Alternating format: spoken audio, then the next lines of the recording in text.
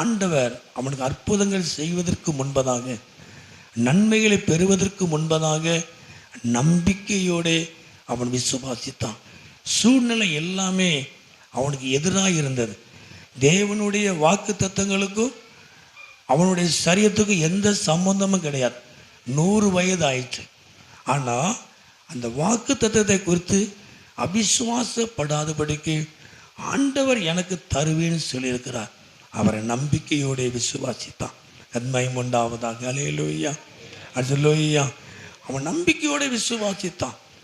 நாளைக்கு தேவனை மகிமைப்படுத்தினான், கர்த்தரை மகிமைப்படுத்தினான். இப்போ நாம் எப்போ மகிமைப்படுத்துவோம்? நம்ம எப்போ கர்த்தருக்கு நன்றி சொல்லுவோம்? ஒரு காரியத்தை பெற்றுக்கொண்ட பிறகு நம்ம நன்றி, நம்ம தேங்க்ஸ் அப்படின்னு சொல்லுவோம். ஆண்டவருக்கு அதில் நம்ம அப்படி தான் வரோம். நன்மை பெற்ற உடனே ஆண்டவருக்கு நம்ம ஒரு ஸ்தோத்திரம். ஆனால் ஆபிரகாம் எப்போ ஸ்தோத்திரம் காணிக்க பண்ணால், ஒன்றும் பெறாமல் இருக்கும் பொழுது தேவனை மகிமைப்படுத்தினான். அதுதான் விசுவாசம். ஆமென்னு சொல்லுவோமா? நம்ம குழந்தைய கையில் வாங்கவே இல்லை, வாங்கின மாதிரி நினச்சி கர்த்தரை மகிமைப்படுத்தினான்.